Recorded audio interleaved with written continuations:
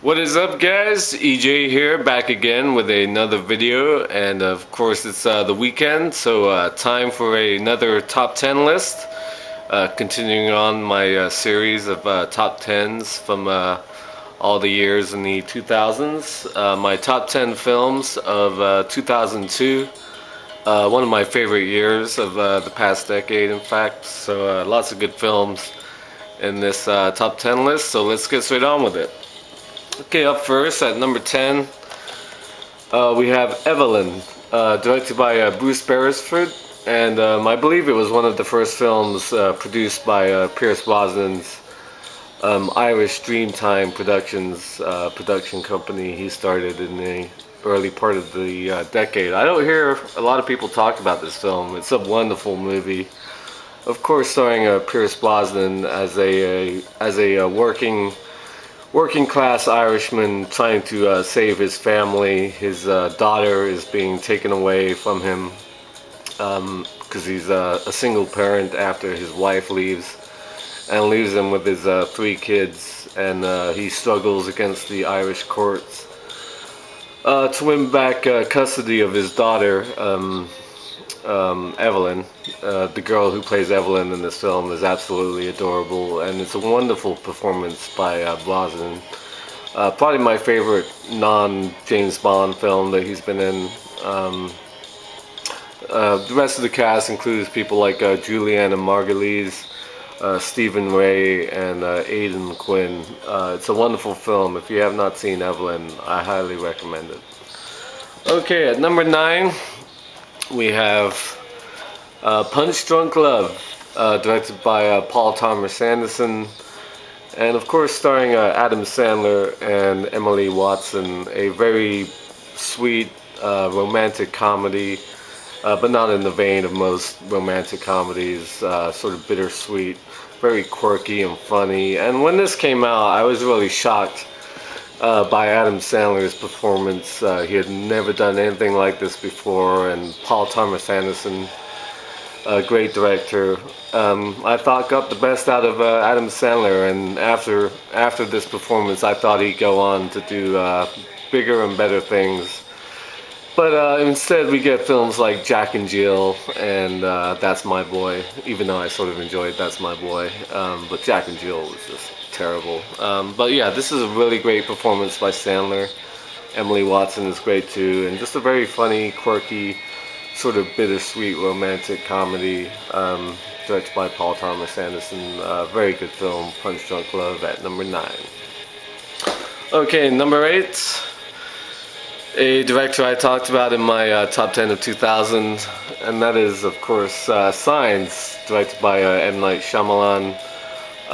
Great sci-fi mystery with Mel Gibson, Joaquin Phoenix, and Abigail Breslin. Mel Gibson plays a former priest who sort of loses his faith after his wife dies in a pretty horrific car accident. The scenes where she's sort of pinned between the car and the tree, and pretty gruesome when you think about it. If they cut her free, she's going to be cut in half. But a very good film about a alien invasion.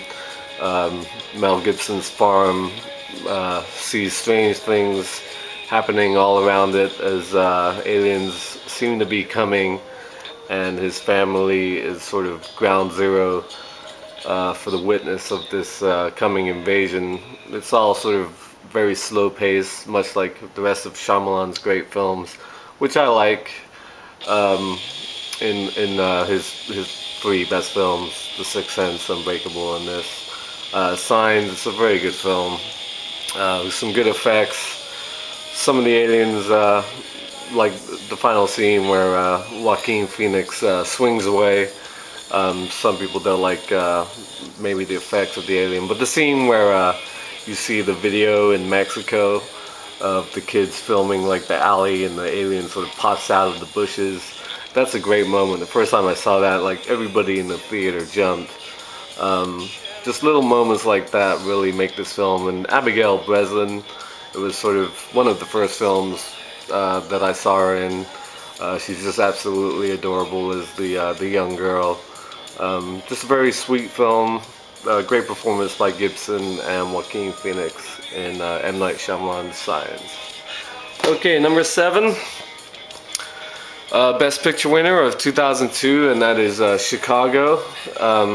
Directed by, I forgot the name, it's Rob Marshall, who also won Best Director, I believe. No, he didn't. Roman Polanski won for The Pianist. But a very good musical, just high energy, very dazzling, great performances, great set pieces, and musical numbers. I'm not a huge musical fan. It's probably one of my least favorite genres.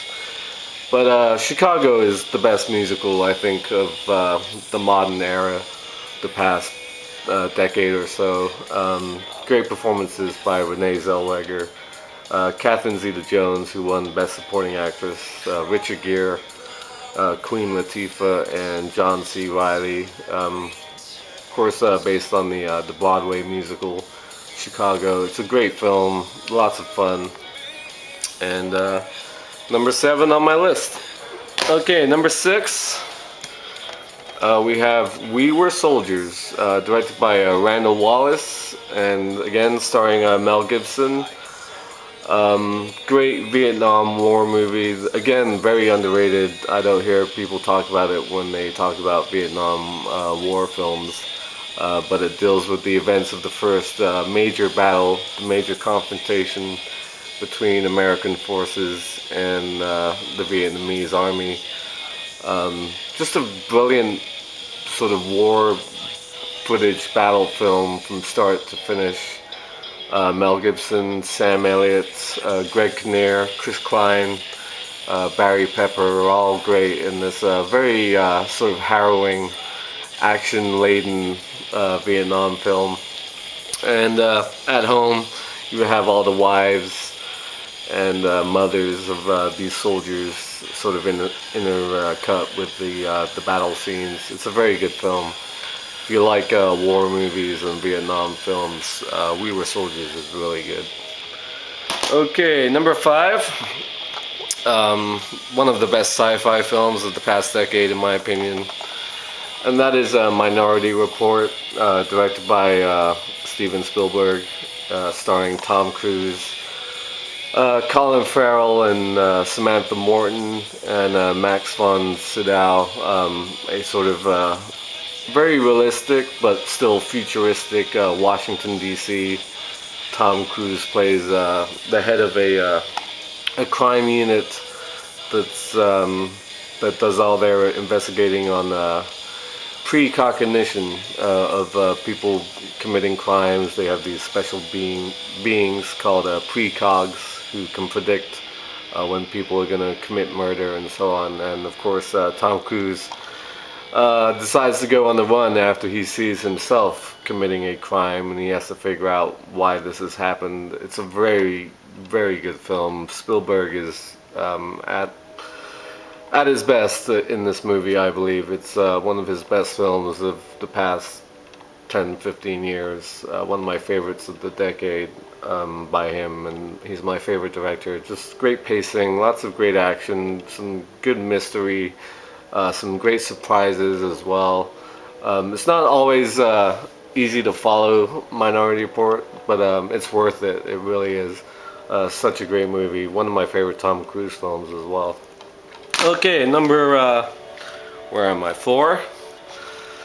We have Road to Perdition, directed by Sam Mendes. Just a brilliant gangster film set in Chicago. Of course, Tom Hanks plays a hitman for the Irish mob, and when his son sort of accidentally witnesses what his father does for a living, sort of Paul Newman, the head of the family, sort of puts out a hit on Tom Hanks and his family.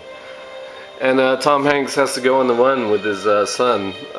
Just a beautiful father-son film, as well as just great settings. I just love this type of filmmaking. The set design and the score of this film are brilliant, and so are the performances, especially Hanks, Paul Newman, and Jude Law. Just great as sort of the hitman slash photographer who takes pictures of dead bodies I love the scenes where he sort of catches up with Tom Hanks for the first time. Just a brilliant film. Also features people like Daniel Craig, who, interestingly enough, I didn't even know Sam Mendes was directing Skyfall. I just found out today. That's how sort of out of touch I am when it comes to new movies. But I got the EW issue, the 50 years of James Bond, and Sam Mendes is directing Skyfall, and of course Daniel Craig as James Bond in that film, and Daniel Craig and Sam Mendes teamed up in this film. Great film, Road to Perdition. Okay, number three, another film from Steven Spielberg that year. He had a great year, as did Tom Hanks. And that is Catch Me If You Can. I just love this film. It's a great movie with Leonardo DiCaprio as the very likable Frank Abagnale Jr., renowned con artist, who sort of conned his way through his teen years. And Tom Hanks, great as the FBI agent who's trying to catch him. Just a lot of fun, sort of great whimsy to this film. Just beautiful to watch. DiCaprio and Hanks are great together, especially where in the scenes where sort of DiCaprio doesn't have anybody to talk to, and he sort of calls Tom Hanks up, and Tom Hanks sort of makes fun of him. He's all, "You have nobody to talk to," on like Christmas Eve. I love that moment. And the real surprise in this film is Christopher Walken, who plays DiCaprio's father. He's great in some of the opening scenes. I love the scene where DiCaprio pretends to be a school teacher in front of his class, and he gets sent to the principal, and Walken has to come and pick him up. And as they're leaving, Walken just sort of looks at him and smiles and laughs like, dude, whatever. It's just great. Walken is just great in this film. The whole movie is just great. I just loved it. Okay, number two. A good year for directors. Some of my favorite directors of that year. And speaking of Leonardo DiCaprio, we have Gangs of New York, of course, directed by Martin Scorsese. Just a brilliant film, sort of epic crime drama set in the early 1900s when New York and the five boroughs were really forming. Daniel Day-Lewis probably should have won Best Actor for his portrayal of Bill the Butcher in this film. Of course, he went on to win for There Will Be Blood later in the decade, and yeah, he probably should have won for this film as well, but Adrian Brody won for The Pianist. It's a very good film and a very good performance, but it didn't really match Bill the Butcher and Daniel Day-Lewis in this movie. Leo is great as well, as the young man who wants to get revenge for the death of his father at the hands of Daniel Day-Lewis. Cameron Diaz is also great in this film. Just a very good film. Lots of great violent street battles with knives and pitchforks and that sort of thing. Just great drama, very epic, and a great film from Martin Scorsese. It's kind of gotten lost in the shuffle now when you talk about Scorsese's work, but over the past decade, Scorsese has been brilliant as well, along with Spielberg. Yeah, I love Gangs of New York. It's a great film. Okay, number one, no surprise, and that's The Lord of the Rings, The Two Towers. Of course, the second part, or the sequel to the first film, The Fellowship of the Ring. The real landmarks of this movie is the introduction of Gollum, the full fleshed out CGI character that Andy Serkis totally made his own. It was really the first film that really took a motion capture character like that and turned it into more than just a special effect. Andy Serkis's performance as Gollum is just brilliant. I love the scene where he's sort of talking to himself back and forth between Smeagol and Gollum.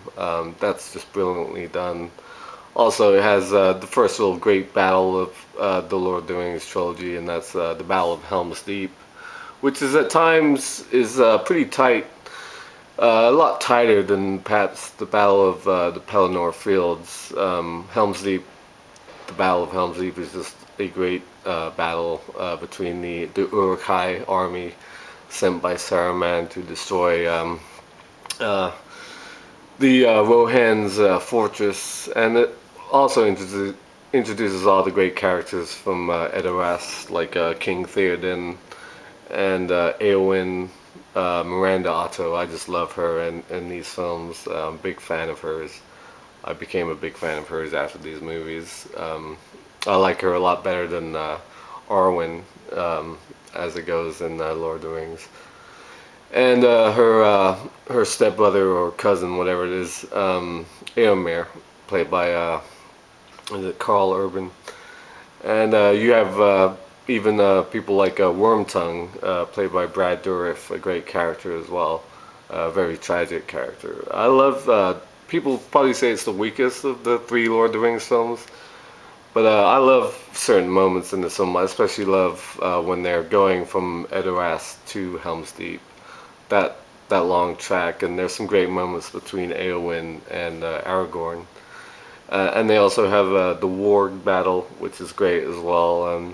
And all the stuff with Sam and Frodo and Gollum is great too. Treebeard is tough to get your head around if you're not familiar with the Ents, and sort of the voice and the dialogue is sort of hard to follow actually. When I first saw it in the theaters, it was like, what the hell is he talking about? So it's hard to understand what Treebeard is even talking about. But as all the three different stories sort of intercut, I really enjoyed The Two Towers. It's part of my favorite films of all time, The Lord of the Rings.